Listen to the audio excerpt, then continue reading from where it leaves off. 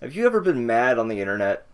Was it because Nintendo put out a new sequel to Super Zelda 64 and it wasn't anything like the other Zelda 64 game?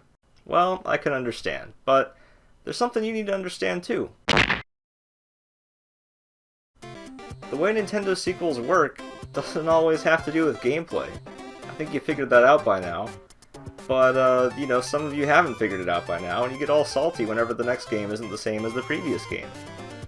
For Nintendo, a sequel doesn't necessarily mean continue the gameplay. It means have similar characters, or similar world, or similar art design. I can understand why it'd be misleading.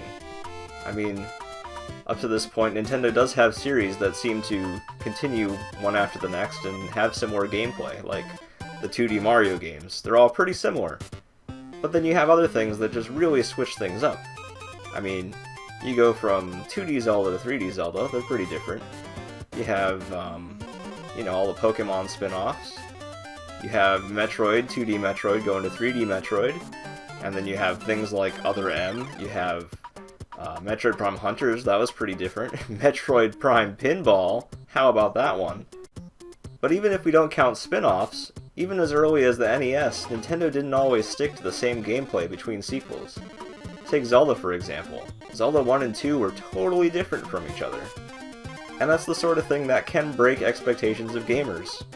Gamers expect the next game to be similar to the first game. But that's not always going to be the case, which is why you need to read reviews ahead of time before buying things. But just because the next game is different doesn't necessarily mean it's a bad game either, it just means it's different. Once you're aware of the fact that Nintendo sequels aren't always the same gameplay-wise, you might be able to get over that fact and just play them as if they're a new game with the same characters, the same world, maybe the same art style, and just consider them to be a new game entirely. To be fair, it is a little bit misleading, because lots of series do have a similar gameplay between the sequels. Even Nintendo series often have similar gameplay between sequels, at least in many cases. But just because a sequel or another game in the series doesn't have the same gameplay or same style as a previous game, that's not a reason to get mad about it, or say this game is terrible. It's just a different game entirely. Like it or not, from a business standpoint, Nintendo doesn't want to risk making an entirely new character and world every time they have a new gameplay concept. It's a lot easier to sell something when people are already familiar with the characters and worlds. So it's simply just too risky and too expensive to come up with new characters, new IPs, every single time you have a new kind of game.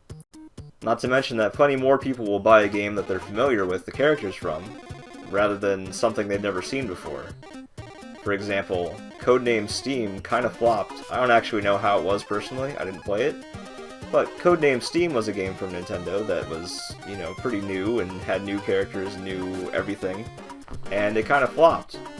Which maybe that explains why they often will just take a new idea and put familiar characters in it. For example, Mario RPGs. They could just make an RPG, but they stick Mario in it, and Mario characters, Mario worlds. Or especially Kirby. Kirby very often gets stuck onto games that have different gameplay. Kirby Air Ride was something very different. Canvas Curse. Kirby's Epic Yarn was just going to be another game that they stuck Kirby in at the last minute. So you can see from a business standpoint why it makes sense to use similar characters to make things part of the same series even if they play differently. Which some could see as deceptive if you're expecting things to be the same between games. But I don't think the intention is to be deceptive. I think the intention is just to see the same characters you know and love, and interact with them in new ways, and see them interact with each other in new ways. That's just the way that Nintendo sees series. They see characters and worlds and art styles. And that's a series. That's a franchise.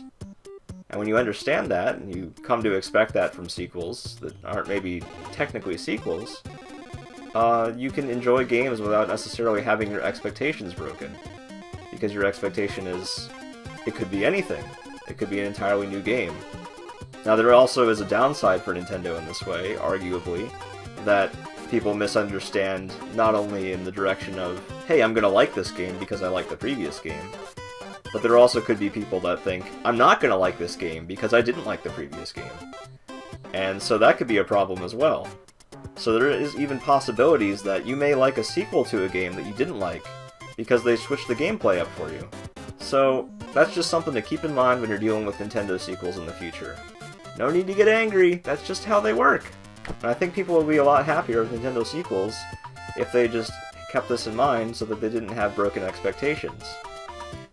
Most of these sequels are good games, they're just not what you expect, and so you're disappointed. But if you actually try them out as a new, totally separate game, you might find that you enjoy more of them than you expect.